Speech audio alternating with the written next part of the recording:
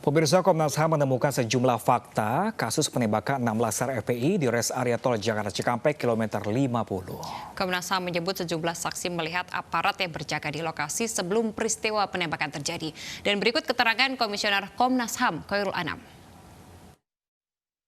Juga di daerah res area KM 50 antara lain, yang pertama terdapat 4 anggota FPI yang masih hidup dan diturunkan dari mobil ke jalan. Terdapat 2 orang yang diduga telah meninggal dengan 1 duduk di mobil dan 1 telah diturunkan ke jalan. Terlihat luka yang diduga merupakan luka tembak. 3, terlihat darah di jalan di depan salah satu warung di res area KM 50. Terlihat petugas melakukan kekerasan terhadap 4 orang yang masih hidup, memerintahkan jongkok dan tiarap. Kelima, terlihat beberapa bukti yang ditaruh di meja salah satu warung oleh petugas. Keenam, terlihat 4 orang hidup dimasukkan ke mobil lewat pintu belakang dan samping tanpa diborgol. Ketujuh, terdengar perintah petugas untuk menghapus rekaman dan memeriksa handphone. Ke-8, terdengar penjelasan petugas kepada khalayak di situ bahwa peristiwa ini terkait narkoba dan juga terdengar terkait terorisme. Ke-9, terdapat sejumlah petugas yang telah berada di area COVID di area KM 50 sejak pukul 8 malam. Ini sebenarnya petugas COVID. Ke-10, terlihat beberapa mobil, antara lain mobil Spin, Avanza, Xenia, mobil towing, dan mobil Land Cruiser. Berikutnya adalah di daerah Kerawang dan res area lain. Antara lain, 1, terdapat sejumlah petugas, baik bersenjata dan tidak bersenjata, dalam jumlah puluhan pasca azan Isya.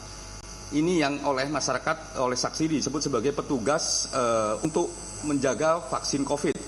Sekitar res area dan jembatan penyeberangan di tol. Jadi kalau di jembatan, ada jembatannya, petugasnya lebih banyak.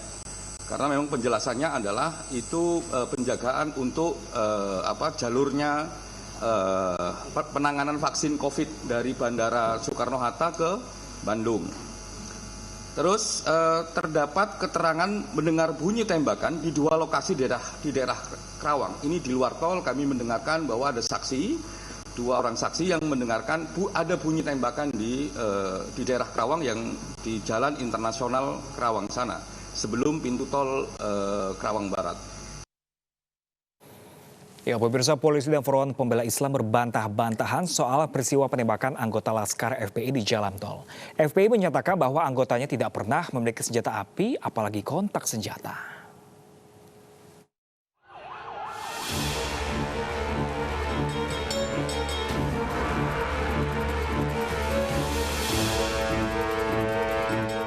6 jenazah anggota Laskar Front Pembela Islam yang tewas ditembak polisi karena diduga melawan saat pengintaian dimakamkan 9 Desember 2020 lalu. Dari 6 jenazah, 5 dimakamkan di Megabendung, Bogor, Jawa Barat, dan 1 jenazah lainnya dimakamkan keluarganya di Duri Kosambi, Jakarta Barat.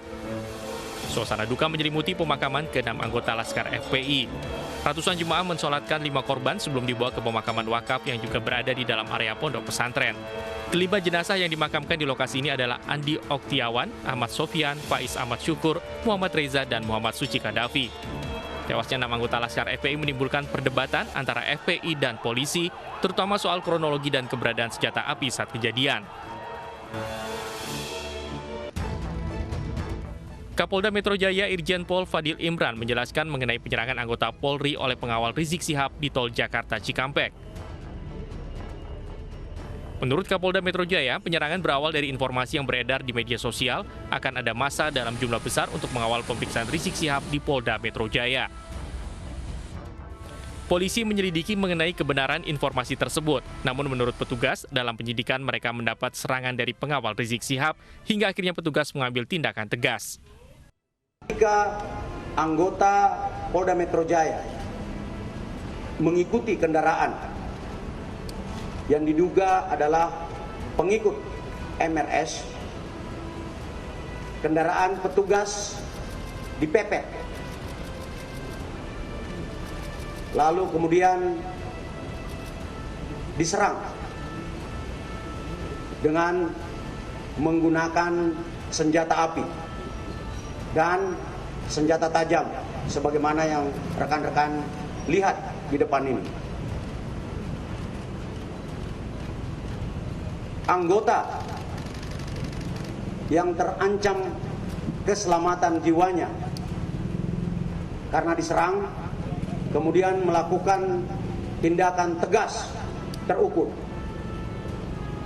sehingga terhadap kelompok yang diduga pengikut MRS yang berjumlah 10 orang meninggal dunia sebanyak 6 orang. Saya ulangi, terhadap kelompok MRS yang melakukan penyerangan terhadap anggota dilakukan tindakan tegas dan meninggal dunia sebanyak 6 orang. Sementara itu, Pangdam Jaya Majen TNI Dudung Abdurrahman mendukung sikap Polda Metro Jaya untuk menciptakan keamanan dan ketertiban di masyarakat dan upaya penegakan hukum. Kodam Jaya Jayakarta sesuai dengan undang-undang yang diatur akan memberikan perbantuan Kamtibmas dan penegakan hukum. Tadi yang sudah disampaikan oleh Kapolda, dan Kodam Jaya akan mendukung penuh tentang kegiatan-kegiatan yang dilakukan oleh Polda Metro Jaya. Kami solid dan saya minta yang disebutkan tadi MRS segera mengikuti aturan-aturan dan ketentuan hukum yang berlaku.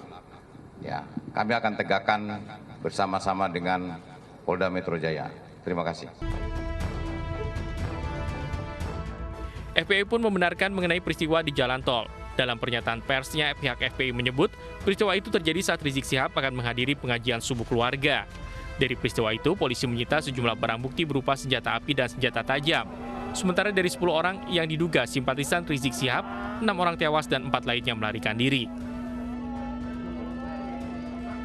Front Pembela Islam angkat bicara terkait tewasnya 6 pengawal Rizik Syihab versus polisi. FPI menyatakan bahwa anggotanya tidak pernah memiliki senjata api, apalagi kontak senjata. Nah, di dalam perjalanan ada orang yang menguntit sejak dari keluarnya beliau dari Sentul itu, ya, terus dikuntit dan akhirnya para penguntit ini berusaha memotong entah apa tujuannya. Kita sebut karena kita tidak tahu apakah dia petugas resmi atau bukan, karena dia tidak berseragam, ya, harus disebut tidak berseragam. Ini orang-orang tidak berseragam, berusaha memotong rombongan, ya, dan menyetop kendaraan.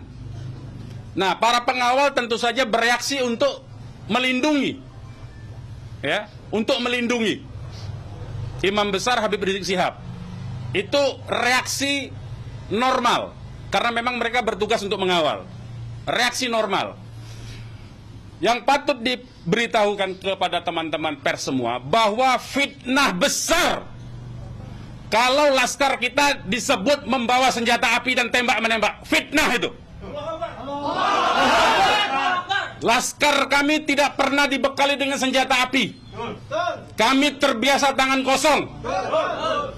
Kami bukan pengecut. Jadi fitnah. Dan ini fitnah luar biasa, pemutarbalikan fakta dengan menyebutkan bahwa laskar yang lebih dahulu menyerang dan melakukan penembakan. Kasus ini menarik perhatian Komnas HAM dengan membentuk tim khusus pencari fakta. Komnas meminta semua pihak yang memiliki data dan fakta membantu proses penyelidikan ini. Tim Liputan iNews melaporkan.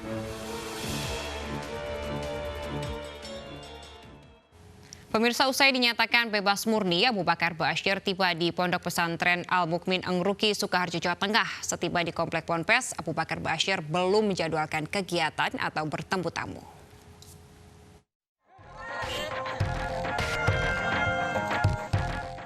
Rombongan Abu Bakar Ba'asyir tiba di Komplek Pondok Pesantren Al-Mukmin Engruki, Sukoharjo, Jawa Tengah pada Jumat siang. Abu Bakar Ba'asyir tiba setelah menempuh perjalanan darat sekitar 8 jam dari Lapas Gunung Sindur, Bogor. Kedatangannya disertai sejumlah kendaraan dari pihak keluarga dan tim kesehatan. Abu Bakar Ba'asyir langsung masuk dan menuju ke masjid di area Komplek Ponpes untuk melanjutkan sholat. Putra Abu Bakar Ba'asyir, Abdul Rohim, menyebut saat ini belum ada agenda kegiatan karena akan beristirahat setelah menempuh perjalanan panjang. Sampai sekarang tidak ada agenda untuk itu, kita masih belum mengagendakan ada pertemuan yang sifatnya besar. Agenda selanjutnya, Ustadz Abu? Agenda selanjutnya ini Ustadz Abu intinya adalah istirahat di rumah. Karena ya bagaimanapun ini setelah perjalanan jauh, saat ini alhamdulillah kondisi fisiknya baik, kita tidak tahu setelah ini beberapa waktu biasanya mungkin nanti ada efek-efek dari perjalanan jauh dan capek yang ada ini gitu ya. Kita mudah-mudahan sih kita berharap tidak ada apa-apa, tapi intinya sekarang memang kita lebih fokus pada kesehatan.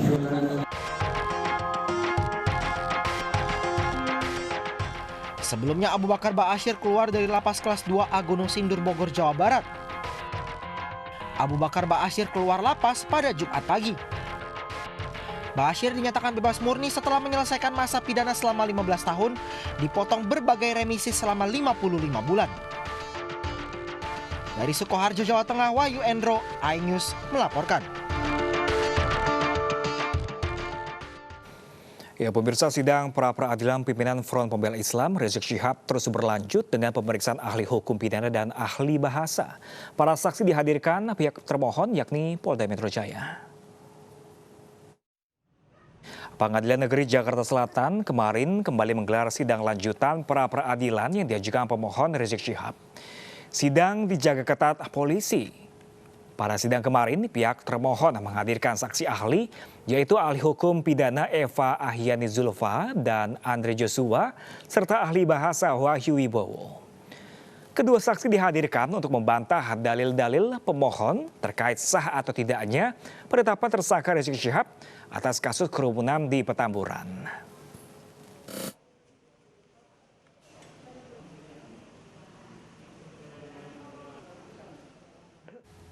Sementara itu, pemirsa, artis Gisel Anastasia diperiksa selama 11 jam oleh penyidik Polda Metro Jaya atas kasus video asusila. Namun penyidik tidak menahan Gisel karena dinilai kooperatif. Didampingi oleh kuasa hukumnya, Sandi Arifin, Gisel keluar dari Direktorat Reserse Kriminal Khusus Polda Metro Jaya setelah hampir 11 jam diperiksa oleh tim penyidik. Saat keluar, Gisel kembali menyampaikan permintaan maaf kepada masyarakat atas perbuatannya. Pemeriksaan Gisel sebelumnya dijadwalkan pada tanggal 4 Januari. Namun Gisel berhalangan hadir dengan alasan ada kepentingan keluarga.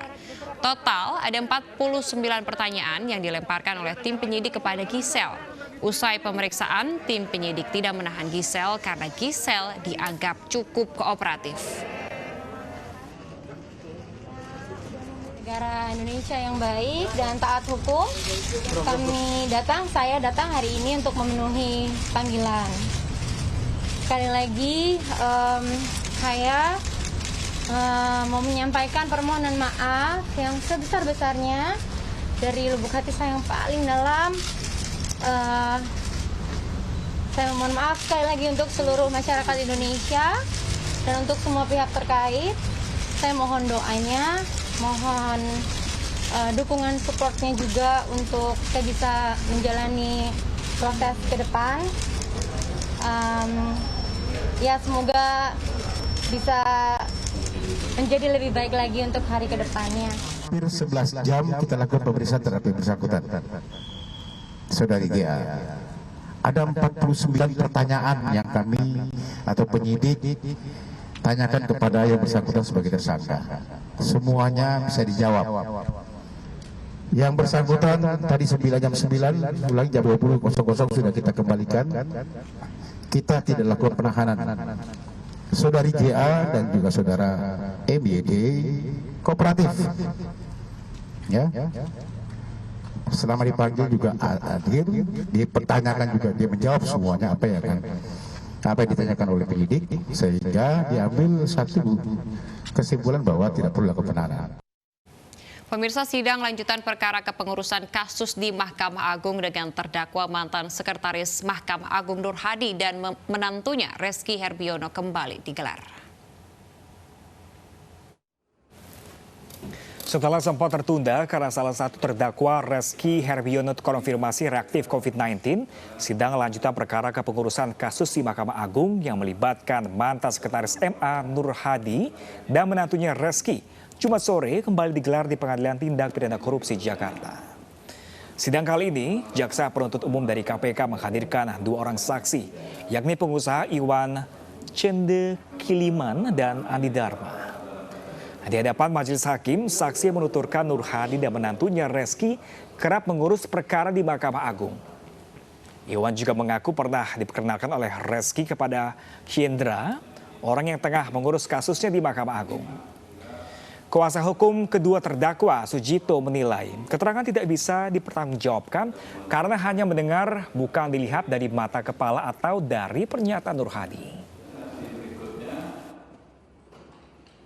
Urusan perkara MIT ya, melawan KPM ya, itu tidak pernah didengar sendiri oleh yang bersangkutan. Dia hanya mendengar katanya dari Rizky begitu ya, tapi dia tidak mengetahui ya apakah memang benar bahwa saudara Nur Hadi ya memang melakukan pengurusan atas perkara itu. Ya, nanti kita lihat tanggapannya Pak Nur Hadi terhadap keterangannya saudara Iwan seperti apa. Saya kira intinya seperti itu. Pemirsa, Majelis Ulama Indonesia nyatakan vaksin COVID-19 produksi Sinovac halal. Informasi selengkapnya akan hadir usai jeda. Tetaplah di iNews Pagi.